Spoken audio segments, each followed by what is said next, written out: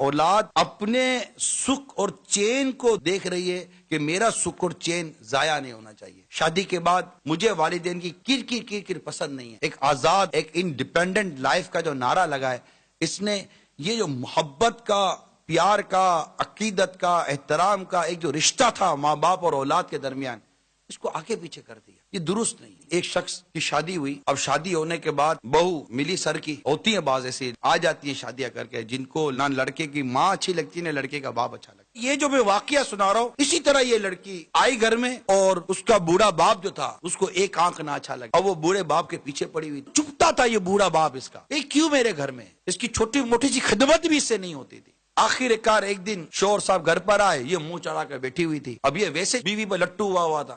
کیوں ہوا تھا؟ کیوں منہ چڑھا کر بیٹھی ہوئی ہے؟ کیا کروں؟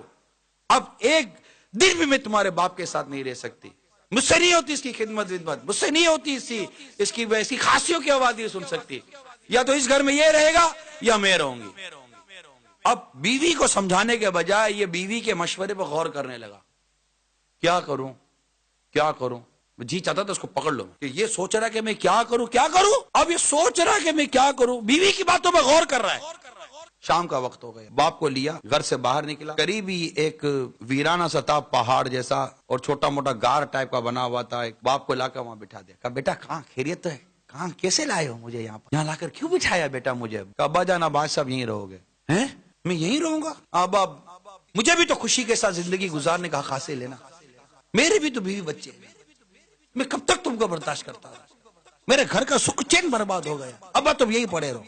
اور اس وقت اس باپ پر کیا بیت رہی ہوگی، اس کو تو اس کے بچپن سے لے کر جوانی تک کے لمحات یاد آ گئے ہوں گے. ارے بدبخت، تجھے پالنے میں نے کون سی کمی رکھی؟ پسینے کی جگہ خون بہایا تجھے پالنے میں، اور تو آج اپنے سکھ کے لیے، اپنی خوشیوں کے لیے اپنے باپ کو اٹھا کر اس ویرانے میں ڈال رہا ہے.